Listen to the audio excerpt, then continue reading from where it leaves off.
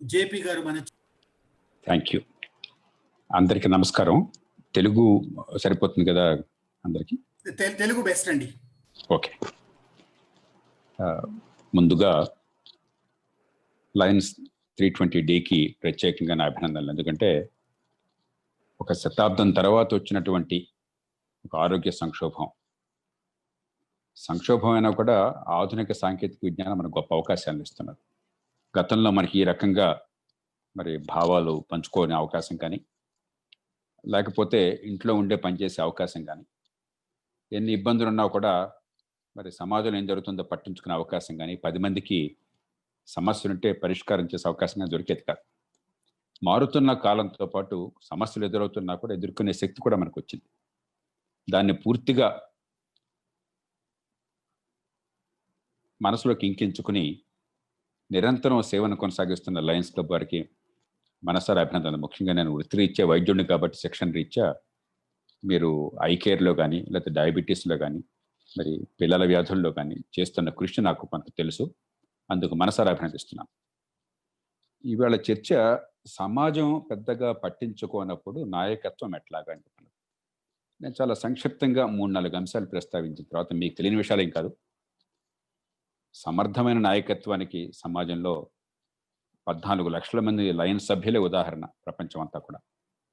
కాకపోతే మన ఆలోచనలో కొంచెం స్పష్టత రావడం కోసం మనకు తెలిసిన అంశాలే కొన్ని మీ ముందు పెట్టిన తర్వాత సమయం ఉంటే ఒక పావు గంట ప్రశ్నోత్తరాలకి కేటాయిద్దాం.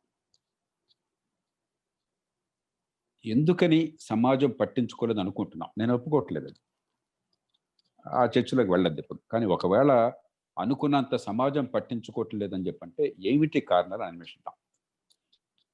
మొదటిది, వ్యక్తి ఉన్నతి, సమాజ ప్రగతి రెంటికి మధ్య ఎప్పుడైతే మనం మన మనసుల్లో ఆ రెంటికి మధ్య తేడాను మనం చూస్తామో, అంటే ఇది వేరు అది వేరు. నేను ఎదగాలని చెప్పంటే సమాజం గురించి పట్టించుకోలేను, నా బతుకుది నేను చూసుకుంటాను, నా వ్యాపారం చూసుకుంటాను, నా ఆదాయం చూసుకుంటాను, నా వృత్తి నా కెరీర్ చూసుకుంటాను. సమాజం గురించి పట్టించుకోవాలంటే వ్యక్తికి ఎదగడం కష్టం. అలాంటి క్లాష్ ఎప్పుడైతే ఉంటుందో మన మనసులో, అప్పుడు సమాజం పట్టించుకోదు. దీనికి పరిష్కారం ఒకటే. సమాజం అన్నది ఎక్కడి నుంచి వచ్చింది కాదు. మానవ సమాజానికి ఉన్న ప్రత్యేక లక్షణం ఏమిటంటే, జంతువుల్ని మించి, జంతువులు సహజంగా జన్యువులతో వచ్చినటువంటి ఇన్స్టింక్ట్ వల్ల కలిసి పనిచేస్తాయి వేటాడేటప్పుడు మరికొన్ని సందర్భాల్లోనూ. కానీ మనకి దానికి అతీతంగా అన్ని సందర్భాల్లో ముక్కు మొహం తెలియని వాళ్ళు కూడా లక్షల మంది కలిసి సహకరించుకున్నట్టు అవకాశం మానవ జాతికి మాత్రం వచ్చింది. ఈ భాష వల్ల, వాక్కు వల్ల, ఒకరి భావాలు ఒకరికి చెప్పే అవకాశం ఉండటం చేత, ఒక తరం నుంచి ఇంకో తరానికి మనం నేర్చుకున్నది పంచే అవకాశం ఉండటం చేత నిరంతర ప్రగతి, విస్తృతమైన స్థాయిలో సహకారం సాధ్యమైనాయి. దానికి ఈ వ్యక్తి ఉన్నతి, సమాజ ప్రగతి రెంటిని సంధానించడం మనిషికి మాత్రమే వచ్చిన అద్భుతమైనటువంటి ప్రక్రియ. ఈ విషయం గమనిస్తే ఈ పట్టించుకోకపోవటం ఉండదు. కాళోజీ గారు ఎప్పుడు మనం అన్న, ఇప్పుడు మీ చర్చాంశం ఏదైతే పెట్టారో దాన్ని కాళోజీ గారు పద్యం రాశారు, ఎందుకో నాకు ఈ గొడవ అని చెప్పాను. అంటే అయ్యో నేను ఎంత చేస్తున్నా పట్టించుకోవట్లేదు అన్నటువంటి సమస్య ప్రతి తరంలో ఉన్నది. కానీ మనం కొంచెం అతిశయోక్తులు చెప్తున్నాం నాకు అనిపిస్తుంది. వ్యక్తి సుఖము, సమాజ హితము సంధానించేటువంటి నాయకత్వం ఉన్నట్టయితే, లేకపోతే ఆ సమయ సందర్భం కలిసి వచ్చినట్టయితే సమాజం పట్టించుకోకపోవటం ఉండదు. కాకపోతే ఏంటంటే మానవ సమాజం ఒక దీర్ఘకాల ప్రక్రియలో పరిణామం చెందుతుంది కాబట్టి కొన్ని సందర్భాల్లో మనం అనుకున్నంత వేగంగా స్పందించకపోవచ్చు. ఆఫ్టర్ ఆల్ స్వతంత్ర పోరాటంలో మహాత్మా గాంధీ కానీ ఇతర నాయకులు కానీ చెప్పింది ఏమిటి? అరే తెల్లవాడేవాడయ్యా, మన పరిపాలించడానికి మన బతుకు మనం చూసుకోగలం కదా అని చెప్పని. ఆ చిన్న అంశానికి ఎన్నేళ్ళు పట్టింది? 90 ఏళ్ళు పట్టింది. అంచేత ఇదేదో కొన్ని సందర్భాల్లో సమయం ఎక్కువ అనిపించవచ్చు. దానికి చివరిలో వస్తాను నేను. దీర్ఘకాలము, స్వల్పకాలం అని చెప్పాను. కాబట్టి మొట్టమొదటి సమస్య ఇది. రెండో సమస్య ఏమిటి? ఈ స్వల్పకాలము, దీర్ఘకాలం. ఇది పరిపాలనలో, రాజకీయంలో, ఒక సంస్థలో, సమాజంలో కనిపిస్తుంది. ఈవేల్టి నా లాభం, ఈవేల్టి నా సుఖం, రేపటి నా ఉన్నతికి ప్రతిబంధకమైన, లేకపోతే రేపటి నా ఉన్నతి కోసం నేను చేయవలసినటువంటి త్యాగం, కృషి, క్రమశిక్షణ, ఈవేళ సుఖానికి ఆటంకమైన దాన్ని ఏ రకంగా సమన్వయం చేయాలి? తల్లిదండ్రులు, పెద్దలు ఏం చెప్తారు ఎప్పుడు కూడా? విజయాన్ని సాధించాలంటే రేపటి కోసం ఈవేళ కొంత సుఖాన్ని త్యాగం చేయి. Delayed gratification. ఈ క్షణం ఇప్పుడే అనుభవించాలని కాకుండా రేపటి కోసం ఈ వేళని పెట్టుబడిగా పెట్టినట్టయితే విజ్ఞతతో రేపు మరింత ఫలవంతమైన జీవితం ఉంటుందని చెప్పి మనకు చెప్తారు. అది అర్థం చేసుకున్న వాళ్ళు విజయాన్ని సాధిస్తారు. అది వ్యక్తికి వర్తిస్తుంది, సమాజానికి వర్తిస్తుంది.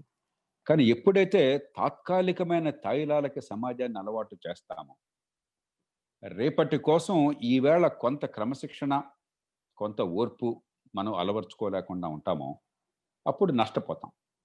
మన పిల్లల్ని పెంచేప్పుడు మనం ఎప్పుడు పిల్లలకు చెప్పేది అది పిల్లల కోసం. అందరూ మన దేశం లాంటి దేశాల్లో ఎంత పేదరికం ఉన్నా కూడా మన పిల్లల ఉన్నతి కోసం వాళ్ళ తల్లిదండ్రులు ప్రతి కులంలో, ప్రతి మతంలో, ప్రతి ప్రాంతంలో త్యాగం చేస్తున్నారు.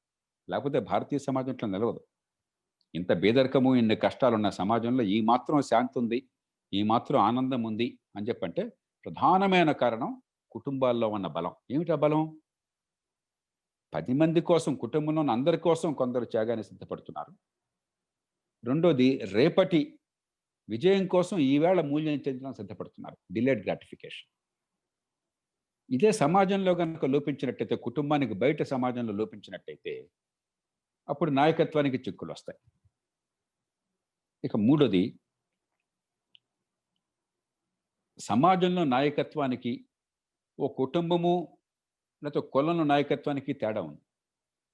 నా ట్రైబ్ అయినట్టయితే పుట్టుకతోనే సహజమైన బంధుత్వమో, జన్యువుల సంపర్కమో ఉన్నప్పుడు ఇది నాది, నా బిడ్డ, లేకపోతే నా కులము, ఇవన్నీ చాలా తేలిక. కానీ మానవ సమాజం విస్తృతమైన స్థాయిలో సహకారం అందించుకోవాలని చెప్పంటే ఈ ట్రైబ్ను దాటాలి. ఈ కులాన్ని, మతాన్ని, ప్రాంతాన్ని, ఈ భాషని, వీటిని దాటగలగాలి. అంటే ప్రైమార్డియల్ లాయల్టీస్ వాటికి అతీతంగా సమిష్టి ప్రయోజనం వీటికి అతీతమైనదని గుర్తించాలి. దానికి మనం ఉపన్యాసాలు ఇవ్వటం కంటే నీ కులం లేదు, మతం లేదని చెప్పి చెప్పవచ్చు ఉపన్యాసాలు. కానీ ఎన్ని చెప్పినా కూడా ఈ కులాన్ని, మతాన్ని పాటించని వాళ్ళకి, పాటించే వాళ్ళకి తేడా నా దృష్టిలో ఒకటే. ఇది పాటించని వాళ్ళకి తమ నిజమైన స్వప్రయోజనం అర్థమైంది. నా పిల్లలకి మంచి చదువు కావాలి అంటే ఆ పిల్లలకి బాగా వాళ్ళ బుద్ధి వికసింపచేసేటువంటి అధ్యాపకుడు కావాలన్నా, లేకపోతే వేరే ఏ కులం వాడైనా కూడా, నా కులం వాడైనా కూడా ఒక సొంట కావాలన్నా, ఈ ప్రశ్న ఎట్లా రాగా నాకు అర్థమైపోతుంది. నా బిడ్డ బతుకు నాకు ముఖ్యం నా కులం కంటే, కాబట్టి మంచి అధ్యాపకుడు కావాలని. కోవిడ్ వచ్చింది కుటుంబంలో ఎవరికో, లేకపోతే ఒక ఆపరేషన్ చేయాలి, నా కులంలో ఒకడున్నాడు, వాడు కత్తి పెడితే హరిమంటాడు పేషెంట్. ఏ కులం వాడైనా కూడా అద్భుతమైన డాక్టర్ సంజీవన్ లాంటి వాడు ఉన్నాడు, ప్రాణాలు కాపాడుతాడు. ఎవరు కావాలి? ప్రశ్న ఆరోపణలో వస్తే మన సమాధానం స్పష్టంగా ఉంటుంది. కాబట్టి కులాన్ని మించిన వ్యక్తి ప్రయోజనాలు ఉన్నాయి. ఇండివిడ్యువేషన్ అంటాం. ఇది ఎప్పుడైతే అర్థమవుతుందో అప్పుడు ఈ సంకుచితత్వం దూరంగా మనిషి వెళ్ళగలుగుతారు. నాలుగోది, ఇక ఇది ఇంతే, ఇక ఇది మారదు, ఫేటలిజం. ఎక్కడి నుంచి వస్తుంది? అజ్ఞానం నుంచి వస్తుంది. ప్రాచీన కాలం వేరు, మధ్యయుగాలు వేరు, ఆధునిక కాలం వేరు. ఆధునిక కాలంలో ఇది ఇంతే అన్న సమస్య లేదు. ఎంతో కొంత మనిషికి, పుట్టినవాడికి మరణం తప్పదు అన్న విషయం తప్ప, కొన్ని మౌలికమైనటువంటి లాస్ ఆఫ్ నేచర్, ఆ జీవన సూత్రాలు తప్ప మిగతా ఏది కూడా ఇది ఇంతే అన్నది లేదు మనం. అది పూర్వకాలం. ఈవేళ మన మేధస్సుతో, మన సాంకేతిక విజ్ఞానంతో, ఒక హేతువాద దృక్పథంతో ఈవేళ మన ముందున్న సమస్యల్ని, ఒకప్పుడు అసాధ్యం అనుకున్న సమస్యలను పరీక్షించగలుగుతున్నాం.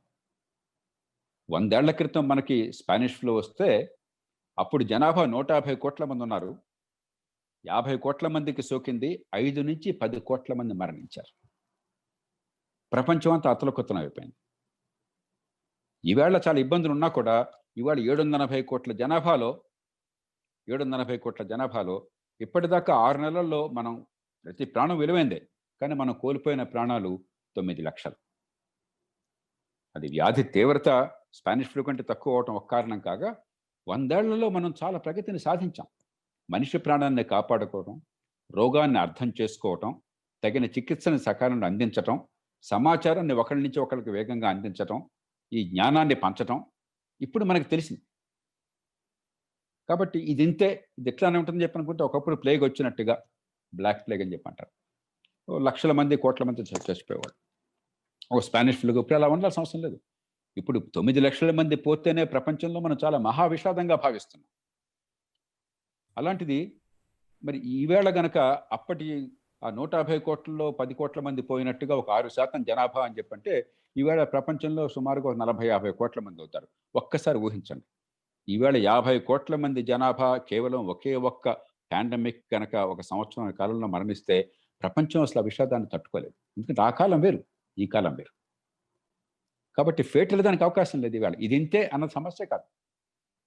కాబట్టి ఇది ఇంతే నుంచి ఈవేళ ఏ అవకాశాలు ఉన్నాయి, ఈవేళటి అవకాశాలు తగ్గట్టుగా మన మానవ సమాజాన్ని ఏ రకంగా మనం పునర్నిర్మాణం చేసుకోవచ్చు, ఏ రకమైన ఏర్పాట్లు చేసుకోవచ్చు. ఇక చివరిది, ఆనాటికి ఈనాటికి తేడా అంటే, ఆనాడు సాంకేతిక విజ్ఞానం తక్కువ ఉన్నా కూడా ఒక గొంతులో గనక నైతిక బలం ఉన్నట్టయితే, హేతుబద్ధత ఉన్నట్టయితే అది చాలా విస్పష్టంగా అందరికి వినిపించేది. ఓ గాంధీ మాట్లాడిందో, ఓ లింకన్ చెప్పిందో, ఓ జెఫర్సన్ ప్రవచించిందో, ఓ బుద్ధుడు చెప్పిందో అందరికీ చాలా స్పష్టంగా అందేది. ఇవాళ ప్రత్యామ్నాయ కంఠాలు, మూర్ఖమైన కంఠాలు చాలా ఎక్కువనే. క్యాకోఫనీ, ఈ రణగొణ ధ్వని మధ్య నిజంగా పనికొచ్చే గొంతు పలచబడిపోతుంది. అందుకే మార్క్ ట్వైన్ సందర్భం అన్నాడు, often a hen that only laid an egg cackles as if she is laid an asteroid. After all, కోడిగుడ్డును పొదిగినటువంటి కోడిపెట్ట వజ్రాన్ని పొదిగినట్టుగా రణగొణ ధ్వని చేస్తుందని చెప్పన్నాడు నేను. కాబట్టి ఇవాళ ఒక మామూలు గుడ్డును పొదిగిందా, వజ్రాన్ని పొదిగిందా తేడా తెలియని పరిస్థితిలో ఉంది. ఆధునిక యుగంలో, ప్రజాస్వామిక యుగంలో వచ్చిన సమస్య ఏమిటంటే, ప్రతి గొంతుకి గౌరవాన్ని ఇవ్వాలి, ఆ భావాల్ని వ్యక్తం చేసే శక్తిని, స్వేచ్ఛని ఇవ్వాలి. అంతేగాని ప్రతి భావం ఒకటి విలువైంది కాదు. ఒక ఐన్స్టైనే. ఒక ఐన్స్టైన్కి మూర్ఖుడికి ఏనాటికి సమానత్వం రాదు, రాకూడదు. కానీ తాను నమ్మింది చెప్పుకునే హక్కు ఐన్స్టైన్కి ఎంత ఉందో సామాన్యుడికి అంతే ఉండొచ్చు. ఈ రెంటికి మధ్య మనకి చాలా గందరగోళం మన మనసులో చోటు చేసుకుంది. ప్రజాస్వామ్యం అని చెప్పంటే అర్థం, మహాత్మా గాంధీని మరి రోజువారీగా దోపిడీకి పాల్పడేవాడు, హింసకు పాల్పడేవాడు మూర్ఖుడు సమానం కాదు. కానీ గాంధీ గారు తన భావాలను చెప్పుకునే హక్కు ఎంత ఉందో, ఇతడు కూడా తన భావాలను చెప్పిన హక్కు ఉంది. చివరికి సమాజం నిర్వచించుకోవాలి, దేనివల్ల మనకు ప్రయోజనం ఉంది. గాంధీ గారు చెప్పిన మాటల వల్ల ప్రయోజనం ఉందా, ఈ మూర్ఖుడి మాటల వల్ల ప్రయోజనం ఉందో సమాజం నిర్ణయించుకోవాలి. అంతేకాని గాంధీకి ఈ మూర్ఖుడు సమానం కాదు అన్నాడు. కానీ ఈవేళ అతి ప్రజాస్వామికరణ జరగడం చేత ఈ సోషల్ మీడియా వగైరా దానిలో ఆ ఫ్లిక్ ది బటన్తో పరమూర్ఖుడు చాలా నాసిరకమైన భావాలని ప్రచారం చేయగలడు, మహాజ్ఞాని తాత్వికుడు చాలా ఉదాత్తమైన పరిణతి చెందిన భావాలని ప్రచారం చేయగలడు. రెంటికి సమానంగా మనం భావిస్తే, రెంటిని సమానంగా భావిస్తే సమాజం ప్రమాదంలో పడుతుంది. ఈ 5 ఎప్పుడైతే ఉన్నాయో అప్పుడు కొంత నిరాసక్తత సమాజంలో, నాకెందుకు అనే భావన అనిపిస్తుంది. కానీ నేను నిరాశావాదిని కాదు. నాయకత్వానికి కొన్ని నిర్వచనాలు ఉన్నాయి. నాయకత్వం ఊరికే పదవి కాదు, లేకపోతే గాంభీర్యము కాదు. తాత్కాలికమైన ప్రయోజనాల మీదే ధ్యాస పెట్టకుండా, దాంతోపాటు దీర్ఘకాలిక ప్రయోజనాల కోసం 10 మందిని సమాయత్తం చేసేదే నిజమైన నాయకత్వం. నాయకత్వ నిర్వచనమే అది. అలాగే విభిన్న ప్రయోజనాలని సమన్వయం చేసేది నాయకత్వం. ఇన్ని కులాలు, వర్గాలు, మతాలు, ప్రాంతాలు ఉన్నప్పుడు ఆ ప్రవాహానికి గురి కాకుండా అందరినీ సమన్వయం చేసి, అంతకంటే ఉదాత్తమైనటువంటి లక్ష్యాలు మనకున్నాయి, మనకు అవసరమైన ఉన్నాయని గుర్తు చేసేది, అందుకు తగ్గ వ్యవస్థ నిర్మాణం చేసేది నాయకత్వం.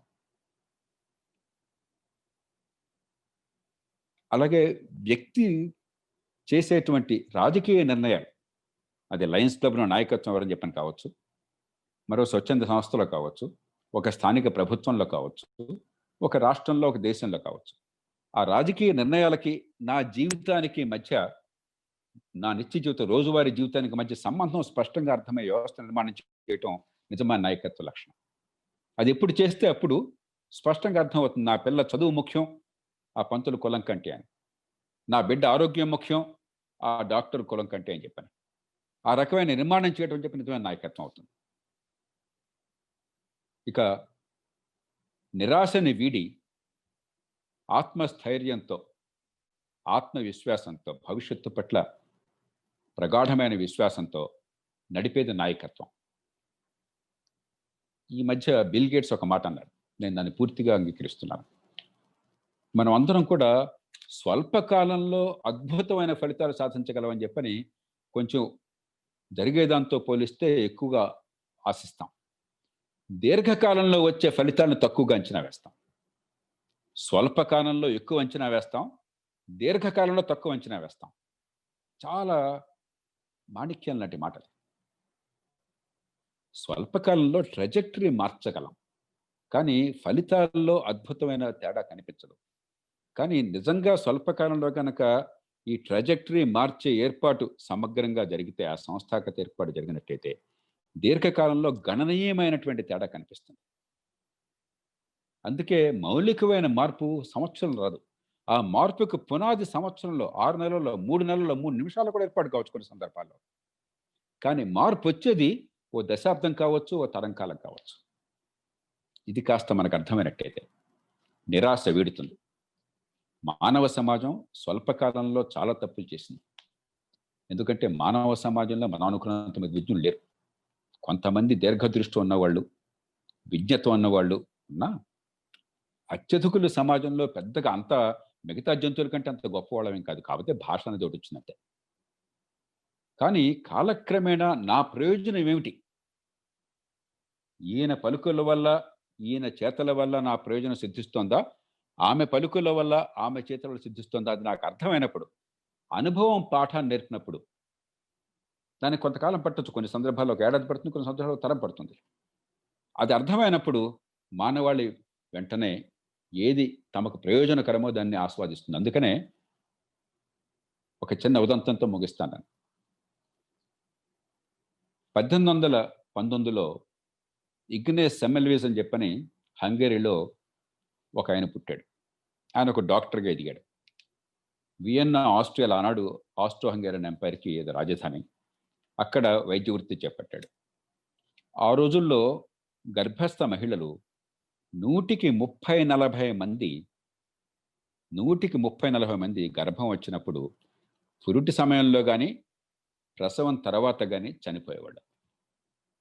ఎక్కువ మంది ప్రసవం తర్వాత జబ్బులు చనిపోయేవాడు. కారణం తెలిసేది, ఆ రోజులు ఇన్ఫెక్షన్ అయితే తెలియదు, బ్యాక్టీరియా అంటే తెలియదు.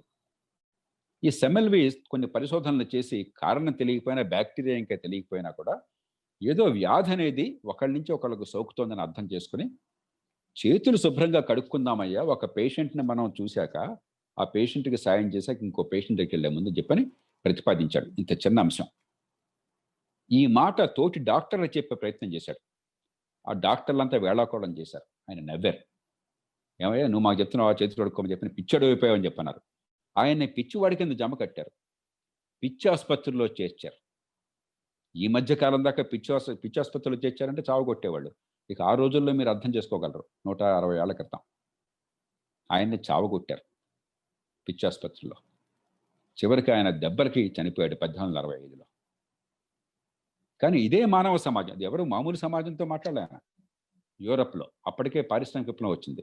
యూరప్లో సామాన్యంతో మాట్లాడలా, డాక్టర్లతో, ప్రాణాలని కాపాడే అవసరం ఉన్నవాళ్ళు, బాధ్యత ఉన్నవాళ్ళు, విజ్ఞాన శాస్త్రాన్ని పాటించేవాళ్ళు, వాళ్ళతో మాట్లాడినా కూడా వాళ్ళని ఒప్పించలేకపోయినాడు. కానీ 20 ఏళ్ళు గడవగానే సెమెల్విస్ పోయాక ముగ్గురు వచ్చారు. లూయి పాస్చర్, కొన్ని పేర్లు ప్రసిద్ధం మనకి, లూయి పాస్చర్, రాబర్ట్ కోక్, మూడో ఆయన లిస్టర్. ఈ ముగ్గురు పూర్తిగా ఈ రంగంలో ఆరోగ్యాన్ని మార్చేశారు. పరిశుభ్రత, వ్యాధి క్రిములు, ఒకరి నుంచి ఒకళ్ళు సోకకుండా ఏ రకంగా మనం పారిశుధ్యాన్ని పాటించాలి, ఈ విషయం ప్రపంచం అంతా సర్వవ్యాప్తమైంది. సెమెల్విస్ కాలంలో విఫలం అది. ఆయన తన ప్రాణంతో మూల్యం చెల్లించాల్సి వచ్చింది. స్వల్పకాలంలో మానవ జాతి కనీసం డాక్టర్లు కూడా అర్థం చేసుకోవాలి. కానీ ఒక తరం కాలం కలగానే ప్రపంచం అంతా అర్థం చేసుకున్నది.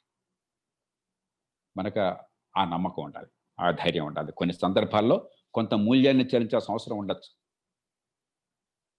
అది జీవ పరిణామంలో ఉన్న సహజమైనటువంటి లక్షణం. మంచో చెడు మన చేతుల్లో లేదు.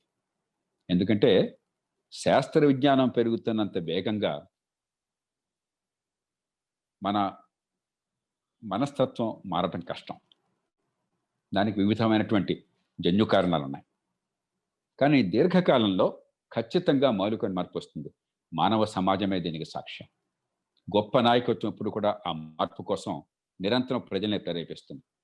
దానికి మీకు అధికారం ఉండొచ్చు, ఉండకపోవచ్చు, డబ్బు ఉండొచ్చు, ఉండకపోవచ్చు. లయన్స్లోనే ఒక జిమ్మీ కార్టర్ను చూడండి. ఆయన సింగిల్ టర్మ్ ప్రెసిడెంట్.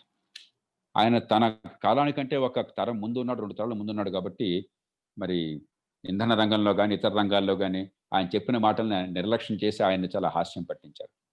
కానీ ఈవేళ బతుకున్న వాళ్ళల్లో, గతంలో అధికారంలో ఉన్న వాళ్ళలో అత్యంత కీర్తి తర్వాత విశ్వసనీయత ఉన్న మనిషి ఎవరు అంటే జిమ్మీ కార్టర్. అలాగే హెలెన్ కెల్లర్. వ్యక్తిగతంగా ఎన్ని ప్రతిబంధకాలు ఉన్నా కూడా వాటిని ఆమె అధిగమించి లక్షల మందికి ఆవిడ జీవితకాలంలో తర్వాత కూడా మార్గదర్శకులైంది. నిరంతరం సమాజంలో అలాంటి వాళ్ళు ఉన్నారు. వారిని పట్టించుకోకపోవటం అనేది ఉండదు. తాత్కాలికంగా కీర్తో, డబ్బో, అధికారమో రావచ్చు, రాకపోవచ్చు. కానీ దానివల్ల వాళ్ళకి లాభ నష్టాలు లేవు సమాజానికే. పాడి అవు కదా అని చెప్పని మనం ఆ గొడ్డును పట్టించుకోకపోతే, దాణా వేయకపోతే నష్టపోయేది ఆవు కాదు, ఆవు పాల వల్ల లాభం పొందేవాళ్ళు. విజ్ఞత గల సమాజం ఎక్కడ పాడి ఉంటుందో, ఎక్కడ లాభం ఉంటుందో, ఎక్కడ గొడ్డు మంచిదో ఆ గొడ్డుని పోషించుకుంటుంది.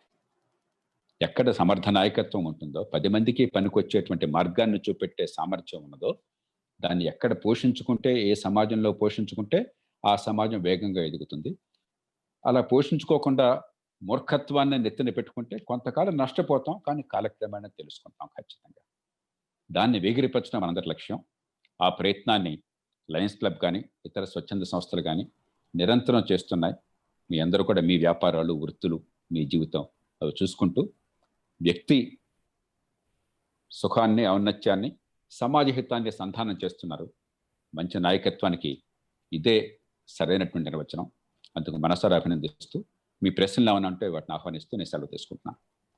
Thank you very much, JP Garu. That was a very illuminating address, and then you have made us think about lots of issues that relate to leadership and the current scenario.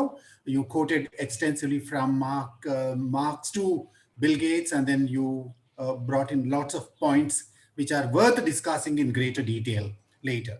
ఒకటి రెండు ప్రశ్నలకు సమయం ఉందండి. మనం భిక్షపతి గారు అడుగుతున్నారు, Lions clubs వాళ్ళు ఇంత రూరల్ ఏరియాస్లో చాలా చక్కగా సర్వీస్ చేస్తున్నారు కదా, గవర్నమెంట్ సహాయం కూడా లేకుండా, మరి మీరేమైనా వాళ్ళు ఇంకా బాగా సర్వీస్ చేయడానికి ఏమైనా సూచనలు ఇస్తారా అని అడుగుతున్నారు.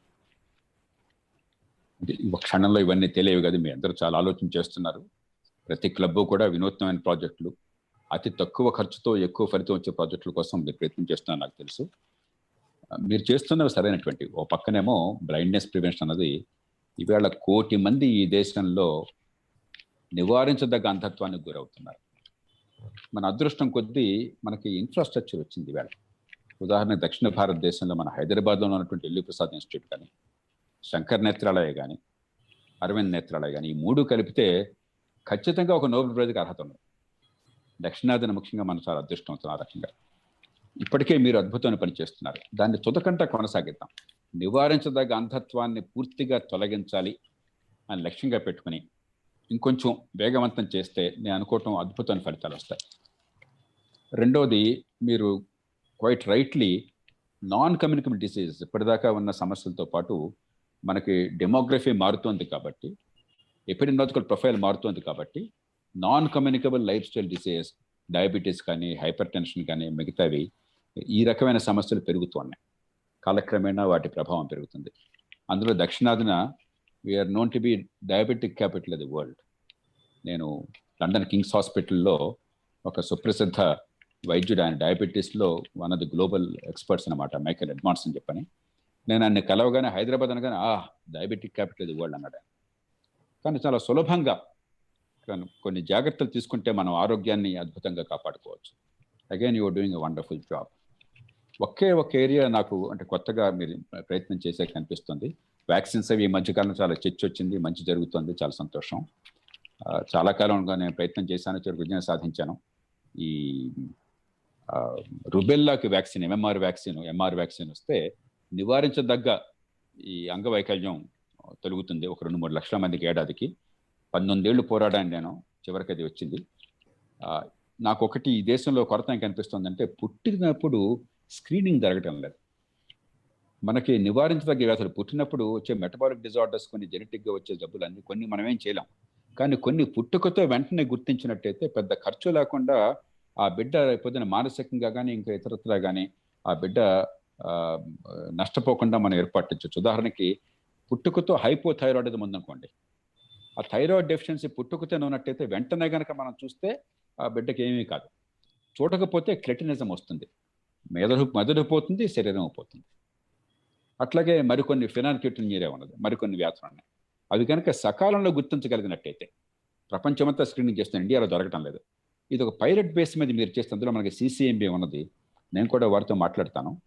అలాంటి సంస్థ దగ్గరలో ఉంది కాబట్టి వారి సాంకేతిక విజ్ఞానం తీసుకుని పెద్ద స్థాయిలో మనం చేయలేకపోయినా కూడా డాక్యుమెంట్ చేసి మనం రీజనబుల్ స్కేల్లో పైలట్గా చేసినట్టయితే రేపు పొద్దున ప్రభుత్వాలు దేశవ్యాప్తంగా దీన్ని చేపట్టడానికి అవకాశం ఉంటుంది. ఇది ఒక కొరత కనిపిస్తుంది. దయచేసి మీరు ఆలోచించండి. ఇలా మనం తలుచుకుంటే బోల్డ్ ఉన్నాయి మనం చేయవలసింది. Thank you very much. ఇంకా చాలా మంది లోక్ సత్తా పార్టీ ఫ్యూచర్ గురించి, కరెంట్ లీడర్షిప్ క్వాలిటీస్ గురించి చాలా మందికి వాల్యూస్ లేవు సమాజంలో అని ఇట్లా రాస్తున్నారు. కానీ వాటికి 1 నిమిషంలో 6 నిమిషాల్లో సమాధానాలు ఇవ్వలేం. కాబట్టి ఇక్కడ ఒక చిన్న విద్యార్థి అనుకుంటాను, అభినయ అనే అమ్మాయి మిమ్మల్ని అడుగుతుంది, నేను దేశ సేవ చేయాలనుకుంటున్నాను, కానీ నా అకాడమిక్స్ అఫెక్ట్ అవుతుంది. I'm unable to manage my academics simultaneously. So what do you advice? Ananya అన్నారు కదా, అభినయ మనకి సమస్య మహాత్మా గాంధీ గారి వల్ల వచ్చింది. గాంధీ గారిని మనం అంతా ప్రేమిస్తాం, గౌరవిస్తాం. కానీ ఆయన అనుకోకుండా మన మనసులో ఏం ప్రవేశపెట్టారంటే, దేశం కోసం ఏమన్నా చేయాలంటే వ్యక్తిగతంగా అన్ని నువ్వు త్యాగం చేసేయాలి. వ్యక్తిగతంగా మనం అన్ని త్యాగం చేసేయలేం కాబట్టి, మహాత్మా గాంధీలం కాలేం కాబట్టి మనం ఏమీ చేయొద్దు. ఇది ప్రపంచంలో ఎక్కడ అట్లా ఉండదు. ప్రపంచంలో దేశ సేవ, సమాజంలో మంచి కోసం జరిగే పని మన జీవితం అవిభాజ్యం. ఇది వేరే, అది వేరు కాదు. ఏమిటి మనం దేశ సేవ అంటే అందరికీ మంచినీళ్ళు అందాలి, దీనిలో పెద్ద గొప్ప విషయం ఏముంది? లేకపోతే వ్యాధులు రాకుండా ఉండాలి, వ్యాధి నివారణ కావాలి. లేకపోతే మన కరెంటు సరిగ్గా అందాలి, మురుగునీళ్ల పారుదల బాగుండాలి, రోడ్ల మీద గొంతులు ఉండకూడదు, పొల్యూషన్ ఉండకూడదు, ట్రాఫిక్ సరిగ్గా నడవాలి. దీనిలో గొప్ప విషయాలు ఏమున్నాయి? అసలు అంత నోబెల్ విషయాలు ఏమున్నాయి? ప్రాక్టికల్ కామన్ సెన్స్ ఇది. కాకపోతే మనం ఇంట్లో సొంతంగా చేసుకుంటే చాలదు కాబట్టి 10 మంది కోసం మనం చేయాలి. నేను ఎప్పుడు చెప్తుంటాను, మీరు ఎంత గొప్పవాళ్ళైనా, ఎంత విద్యార్హతలు పొందినా, వృత్తిలో ఎంత రాణించినా, వ్యాపారంలో ఎంత విజయం సాధించినా, ఎంత డబ్బు సంపాదించినా, ఆకాశాన్ని అంటే అందమైన మేడ కట్టినా కూడా పక్కింటి పోరగాడిని కుట్టిన దోమ మీ ఇంటికి వస్తుంది, మిమ్మల్ని మీ పిల్లల్ని కుడుతుంది. మీకు ఆ డెంగీ వ్యాధనో లేకపోతే చికెన్ గున్యానో లేకపోతే మలేరియానో మీకు తెస్తుంది. ఆ దోమని మీరు మాత్రం సొంతంగానే దాన్ని అదుపు చేయలేరు, 10 మంది కలిపి చేసుకోవాల్సిందే. సమాజ సేవ చేయడం అంటే గొప్ప విషయం ఏం కాదు, దోమను అదుపు చేయడం. అది సొంతంగా నా ఇంట్లో మాత్రం నేను చేయలేం కాబట్టి 10 మందికి కలిసి అలా చేసుకోవాలని చూద్దాం. ఆ రకంగా ఆలోచిస్తే వ్యక్తిగతంగా మీ జీవితంలో మీరు కలిగే కలలు, సమాజంలో 10 మంది కోసం జరగాల్సిన పనులు, ఈ రెంటికి మధ్య అవినాభావ సంబంధం ఉంది. ఒకటి ఇంకొక దానికి ప్రతిబంధకం కారాదు. ఈ ప్రాక్టికల్ పేట్రియాటిజం అర్థం చేసుకోవాలి. ఇది చేసుకుంటే మనకి జీవితంలో చాలా సమస్యలు పరిష్కారం అవుతాయి. మనకి దేశం అనగానే పెద్ద భారతమాత, 140 కోట్ల జనాభా ఇలా ఆలోచించొద్దు. ప్రపంచం అంతా కూడా మంచి టీచర్ ఉంటే దే సెలబ్రేట్ హర్, గొప్ప టీచర్ అని చెప్పి. గొప్ప ఫైర్మెన్ ఉంటే దే సెలబ్రేట్. మీరు 10 మందికి పనికొచ్చే పనిని ఏ స్థాయిలో చేసినా కూడా ఒక ఆదర్శంగా వినూత్నంగా చేస్తే అది గొప్ప ప్రక్రియ. అంతకంటే గొప్ప పెద్ద విషయాలు మాట్లాడక్కర్లా. మన దేశంలో చాలా పెద్ద విషయాలు ఎక్కువ మాట్లాడి అసలు జరగవలసిన విషయాలు మర్చిపోతున్నాం. So redefine patriotism, understand the role and the relationship between the citizens goals and the society's goal. Thank you JP garu. ఇంకా అమర్నాథ్ రావు గారు, ఈవి రమణ గారు, నరేందర్ రెడ్డి గారు మీ పార్టీ గురించి, ఈరోజు నాయకుల్లో ఉన్న అవినీతి గురించి, అవినీతి రాహిత్య సమాజాన్ని నిర్మించడం గురించి ఇట్లా చాలా ప్రశ్నలు అడిగారు. కానీ ఇవి ఇక్కడ సమాధానం ఇవ్వడానికి మీకు తగిన సమయం ఉండకపోవచ్చు. కాబట్టి చివరి ప్రశ్న అనిత గారు అడుగుతున్నారు, one of the very serious problems in the society today is that of orphans. So despite all that governments are doing and NGOs are doing, the problem of orphans is, I think, not getting resolved. What do you advise? మనకి రకరకాల అంచనాలు ఉన్నాయి. ఒక అంచనా ప్రకారం కొంచెం అంటే కొద్దిగా లిబరల్గా ఎస్టిమేట్ చేశారు, కొన్ని కోట్ల మంది స్ట్రీట్ చిల్డ్రన్ ఉన్నారని చెప్తున్నారు. ఇది it's an off shoot of poverty, object poverty. మనకు బలమైన కుటుంబ వ్యవస్థ ఉన్నా కూడా మరి పేదరికం, దుర్భరమైన దారిద్ర్యం ఒక పక్కన, రెండో పక్కన నాకు బాగా గుర్తుంది మణిహార అని చెప్పి విజయవాడలో ఉండేవారు, చనిపోయాడు ఆయన. ఆయన బ్రిటిష్ దేశస్తుడు, మన దేశంలో అమ్మాయిని పెళ్లి చేసుకుని విజయవాడలో ఈ ఆర్ఫన్స్ కోసం చెప్పి ఆయన సెంటర్ పెట్టాడు. ఆయన చాలా చక్కటి మాట చెప్పాడు. నాకు అప్పటిదాకా నాకు కూడా అర్థం కాల. ఈ స్ట్రీట్ చైల్డ్ ఆర్ఫన్ వేరు, తల్లిదండ్రులు ఆలన పాలన లేకపోతే అది కొంచెం సులభమైన సమస్య, దానికి కష్టమైనా కూడా అంత కష్టం కాదు. కానీ ఇల్లు వదిలిపెట్టి వెళ్ళిపోయిన వాళ్ళు ఉంటారు చిన్న వయసు, మన కుటుంబాల్లో కూడా ఎవరో ఒకళ్ళు ఉంటారు. ఆయన అన్నాడు చిన్ననాడే వాళ్ళంతా కూడా మనం చాలా పెద్ద వయసులో కూడా ధైర్యంగా తీసుకునే నిర్ణయాన్ని తీసుకున్నారు. వాళ్ళు మిగతా సమాజంతో కుటుంబంతో సంబంధాలను వదిలేసుకుని మేము స్వేచ్ఛాజీవులుగా ఆకాశంలో ఎగిరే పక్షుల్లాగా మేము వెళ్ళిపోతామని బతకడానికి అలవాటు పడ్డారు. అది సామాన్యమైన నిర్ణయం కాదు. అలాంటి వాళ్ళని మళ్ళీ జనజీవన స్రవంతులకు పెట్టాలంటే కేవలం వాళ్ళకి భోజనం పెట్టడం, వాళ్ళకి ఏదో ఒక గూడి ఇవ్వటం చాలదు. వాళ్ళ మనస్తత్వాన్ని అర్థం చేసుకోవాలి. బలవంత పెట్టకుండా దీని ప్రయోజనం వాళ్ళకి అర్థమయ్యేట్టుగా మనం చేసి క్రమక్రమంగా దానికి పద్ధతి చెప్పాను. ఆ వివరాలకు నేను వెళ్ళను. కానీ ఈ రెండు రకాల సమస్యలు, ఒకటి పేదరికం వల్ల తల్లిదండ్రులు లేకపోవటం వల్ల వచ్చిన సమస్య ఒకటి, దానికి నేను అనుకోవటం క్రమక్రమంగా జనాభా పెరుగుదల తగ్గుతోంది కాబట్టి చాలామంది ఈ విషయాన్ని గుర్తించట్లా. ఇంకా భారతదేశంలో మా చిన్ననాడు 1970ల దశకంలో మేమంతా భయపడిపోయేవాళ్ళం, వణికిపోయేవాళ్ళం, జనాభా విస్ఫోటం అయిపోతుంది, ఏమవుతుందని చెప్పని.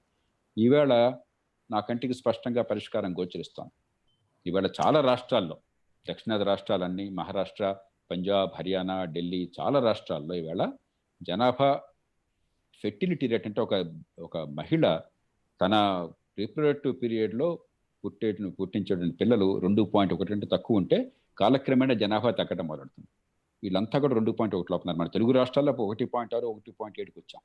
అలాగే కర్ణాటక, తమిళనాడు చాలా ప్రాంతాల్లో, యూపీ, బీహార్లో ఎక్కువ ఉన్నా కూడా అది కూడా తగ్గుతుంది క్రమక్రమంగా. That trajectory is right. కాబట్టి భారతీయ జనాభా 160 కోట్లకి చేరుకుని ఇప్పుడు 140కి వచ్చేసాం. అది పెద్ద ఎక్కువ, ఎంత దూరం లేదు. 135 ఉన్నాం ప్రస్తుతం. 160కి చేరుకుని అక్కడి నుంచి క్రమంగా తగ్గుముఖం పడుతుంది. కాబట్టి దాంతోపాటు పావర్టీ కానీ, రెండవది ఆర్ఫన్స్ కానీ తగ్గుముఖం పడతాయి. స్ట్రీట్ చిల్డ్రన్ సమస్య బహుశా పెరుగుతుంది, ఎందుకంటే పట్టణీకరణ వల్ల మరింత పెరిగే అవకాశం ఉంది. కాబట్టి మారుతున్న పరిస్థితులను అర్థం చేసుకుని సమస్య ఎప్పుడు ఒకే రకంగా లేదు. సమస్యను ఎగ్జాజరేట్ చేయొద్దు, సమస్యను తగ్గించొద్దు. స్వరూప స్వభావాన్ని అర్థం చేసుకోవాలి, మారుతున్న పరిస్థితులను అర్థం చేసుకోవాలి. Society also must find enough resources. మన పేదరికం వల్ల కష్టమవుతుంది. నేను ఈ మధ్య గమనించాను, మీకు యూరోపియన్ కంట్రీస్ చూసినట్టయితే 3% of GDP is spent on child services. I was shocked. భారతదేశంలో హెల్త్ కేర్ మొత్తానికి ప్రభుత్వం పెడుతున్న ఖర్చు 1.3%. ఆ దేశాల్లో ఓన్లీ ఫర్ చైల్డ్ సర్వీసెస్, అంటే ఈ ఆర్ఫనేజెస్ వగేరా, లేకపోతే తల్లిదండ్రులు పిల్లల్ని కొట్టేవాళ్ళు ఉంటారు కొంతమంది, వాళ్ళ నుంచి రక్షించడం కోసం, వీటికే 3% of GDP they are spending. మనం ఇంకా ఆ స్థాయికి రాలి, మనకు ఆ డబ్బు లేదు, ఆరోగ్యానికే పెట్టలేకపోతున్నాం. కాబట్టి అది పరిష్కారం కాదు. The only viable solution is religious and voluntary organisations. ప్యాషన్తో చేస్తారు. ఒక లయన్స్ కానీ, ఒక వాలంటరీ ఆర్గనైజేషన్ కానీ, ఒక రిలీజియస్ ఆర్గనైజేషన్ కానీ, వాళ్ళు కనుక తిక్క లేకుండా ఉన్నట్టయితే తక్కువ ఖరీదుతో మనసు పెట్టి చేస్తారు. ప్రభుత్వ సంస్థలు చైల్డ్ సర్వీసెస్ కోసం చెప్పిన గవర్నమెంట్ డిపార్ట్మెంట్లతో చేస్తే డబ్బులు బోల్డ్ ఖర్చు అవుతే ఫలితం ఉండదు. సోషల్ వెల్ఫేర్ హాస్టల్స్లో 100 మంది పిల్లలు ఉంటే ఒక్కొక్క బిడ్డకి 700 రూపాయలు నెలకి భోజనం కట్టాలనుకుంటే 100 మంది పిల్లల్ని అక్కడ చూసుకోవడం కోసం చెప్పి నాకు వార్డును, ఒక డిప్యూటీ వార్డును, ఒక వాచ్మన్ ఉంటారు. ఈ ముగ్గురి జీతభత్యాలు దాదాపు 2 లక్షల రూపాయలు ఉంటాయి. 100 మందికి ప్రభుత్వం ఖర్చు పెట్టేది దాదాపు 70-80 వేలు ఉంటుంది. 80 వేలు ఖర్చు పెట్టడానికి మీరు 2 లక్షల జీతం పెడుతున్నారు. నిజాయితీగా జరుగుతుంది అనుకున్నా కూడా, అవినీతి లేదు అనుకున్నా కూడా. కాబట్టి that is not a solution. It has to be through voluntary organisations, but with public support, government support, religious organizations, as long as they are credible organizations, respected organizations. కాలక్రమేణా పేదరికం తగ్గటము, సమాజంలో మనం సపోర్ట్ సిస్టమ్స్ ఏర్పాటు చేస్తే ఈ సమస్య పరిష్కారం అవుతుందని నేను నమ్ముతున్నాను.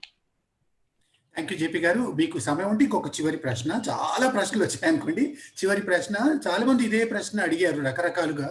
తిరుపతి రెడ్డి గారు, నరేందర్ రెడ్డి గారు, ఇంకా ఎవరో అనానిమస్ ఉన్నారు, కొంతమంది విద్యార్థులు ఉన్నట్టున్నారు. So what is your straight advice to empower youth. Today we see very few young people joining Lions Club, joining politics, joining service organizations. అందుకని మరి వాళ్ళని ఉత్సాహపరచడానికి, ప్రేరేపించడానికి, వాళ్ళని ఎంపవర్ చేయడానికి మీ సలహా ఏంటి? రెండు నాకు అనిపిస్తాయి. We must change our language. Ideas పెద్దగా మారవు. బుద్ధుడి కాలంలో ఆయన ఏం చెప్పాడో సమాజానికి ఇవాళ అది వర్తిస్తుంది. కానీ ఈవేళటి సమాజానికి వాళ్ళ పరిస్థితులకి అనుగుణంగా ఉండేట్టుగా భాషని మార్చుకోలేకపోతే కొత్త తరానికి అంటదు. అమెరికా లాంటి సమాజాల్లో ఎన్ని పొరపాటు ఉన్నా కూడా మీరు గమనిస్తే అదే ఉదాత్తమైన భావాల్ని ప్రతి తరంలో ఆ సందర్భాన్ని బట్టి అద్భుతమైనటువంటి కొత్త భాష, కొత్త నైపుణ్యంతో కమ్యూనికేట్ చేయగలుగుతున్నారు, మనసుల్లో పంపించగలుగుతున్నారు.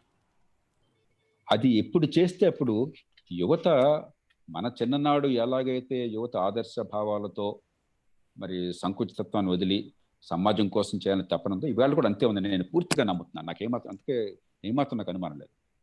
అప్పుడు లేనిది ఇవాళ యువత కొన్నది ఏంటంటే మరింత, కనీసం అందరికీ కాకపోయినా కూడా కొంతమందికి అద్భుతమైన నైపుణ్యం, ఎక్స్పోజర్. ఆనాడు మనందరం కూడా కోపస్థమండు కాలం, ఇవాళ ఎక్స్పోజర్ ఉంది, అవకాశం ఉన్నది. కాబట్టి దే ఆర్ యాక్చువల్లీ బెటర్. అదే సమయంలో వాళ్ళకి వ్యక్తిగతంగా కూడా జీవితం ఎదగడానికి అవకాశం, ఆ రోజుల పెద్ద అవకాశాలు ఉండేవి కాదు. కాబట్టి అటెన్షన్ స్పాన్ ఇస్ లిమిటెడ్. అలాంటప్పుడు ఆసక్తికరంగా భావాలను పంపించడం ఎట్లాగా, వాళ్ళ పర్సనల్ గోల్స్, కెరీర్ గోల్స్ కానీ, నెట్వర్కింగ్ కానీ, లేకపోతే ఎక్స్పోజర్ కానీ, జ్ఞానతృష్ణ కానీ, ఆ పర్సనల్ గోల్స్ని కమ్యూనిటీ గోల్స్ సంధానించడం ఎట్లాగా, ఈ రెండు ఎక్కడ నాయకత్వం తెలుసుకుంటుందో అక్కడ యువత పాత్ర అద్భుతంగా ఉంటుంది. వాళ్ళని ఉపయోగించడం తెలుసుకున్నట్టయితే ఆ ప్రయత్నం చేయాలి. ఆత్మవిశ్వాసాన్ని నింపాలి. నిరాశమయ దీంతో ఏదో జీవితం అంతా నాశనం అయిపోయింది, ఏదో చేతనాన్ని చేద్దాం, మనం జీవితం బుద్ధిప్రాయం, ఇది కాదు పద్ధతి. మనం అద్భుతమైన యుగంలో ఉన్నాం. ఈవేళ ప్రపంచంలో మనకున్న వనరులతో, మనకున్న టెక్నాలజీతో మనం పరిష్కారం సాధించలేనిది లేదు. ఒక మీటియోర్ వచ్చి భూమిని కొట్టేస్తే మానవాళి మొత్తం అంతరించవచ్చు. అది ఎప్పుడో కొన్ని లక్షల కోట్ల సంవత్సరాల జరగచ్చు, మనం ఏం చేయలేం, వదిలేద్దాం.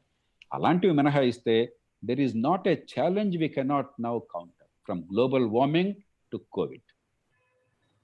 We are in a lucky age.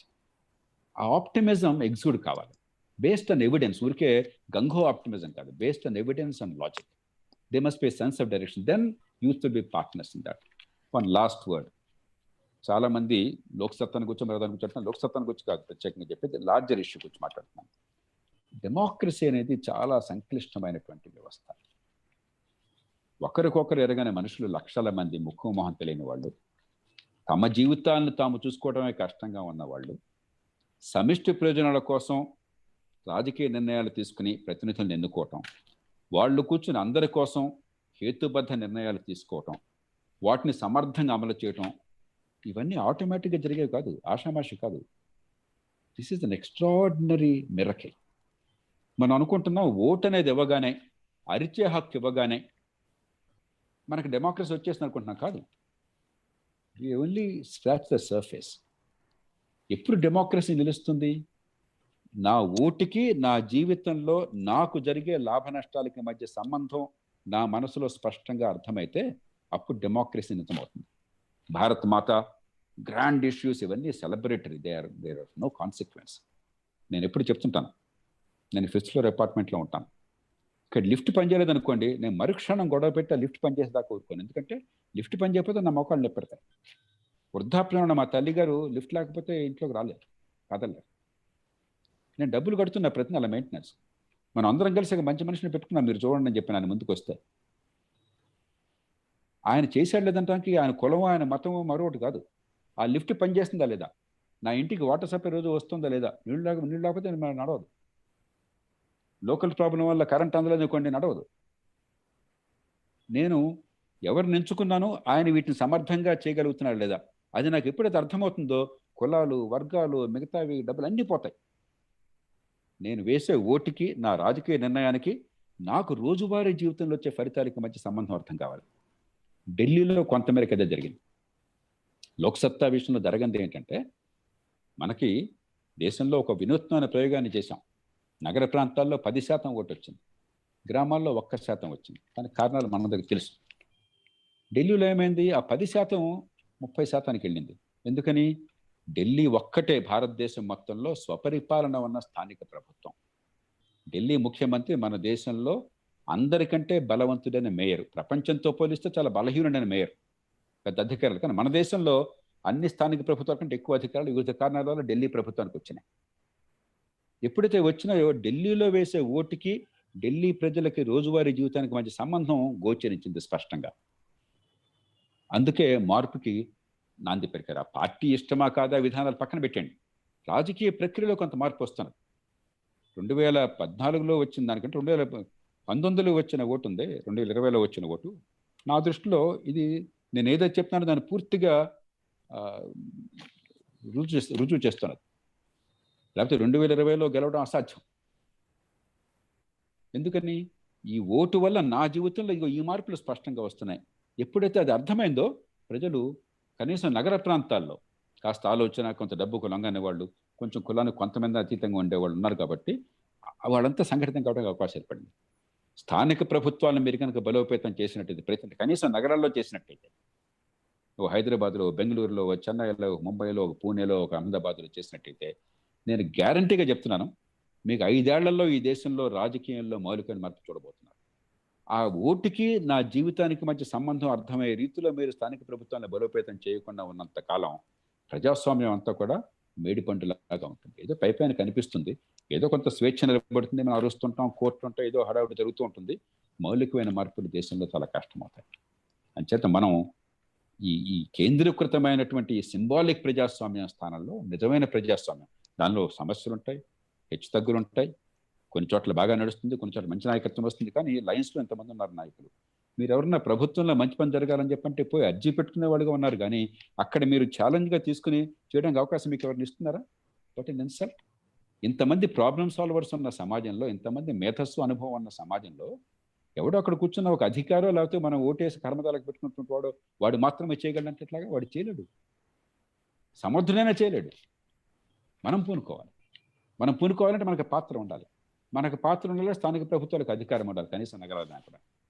That is the heart of the issue. It's not about one party, one individual. మన పార్టీని తిట్టిపోయొచ్చు, రకరకాల వాళ్ళ బాధలు వాళ్ళకున్నాయి. But there is a reason why things are happening the way they are happening. మన దేశంలో జరుగుతున్న తీరున ప్రపంచంలో ప్రజాస్వామ్యం ఎక్కడ పెట్టినా సరే ఇంత కేంద్రీకరణ చేసి, చట్టబద్ధ పాలన లేకుండా చేసి, జవాబుదారితనం లేకుండా చేసి, ఓటుకి జన జీవితానికి సంబంధం లేకుండా చేసి, మీరు స్వేచ్ఛనిచ్చి న్యాయం అనేది అందకుండా చేయండి.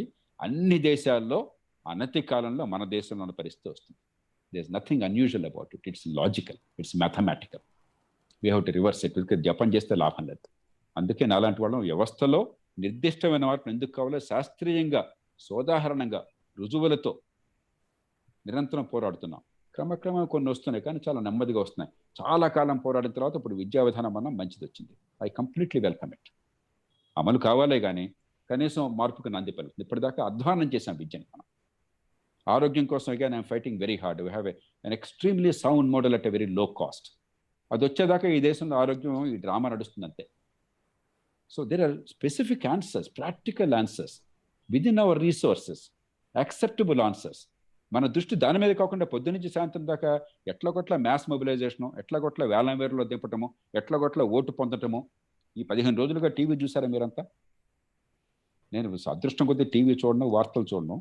పొరపాటున పెడితే నాకు ఎంత సిగ్గేసిందండి. ఈ 15 రోజులుగా భారతదేశంలో ఛానల్స్ ఏం డ్రామా జరుగుతుందండి భారతదేశంలో?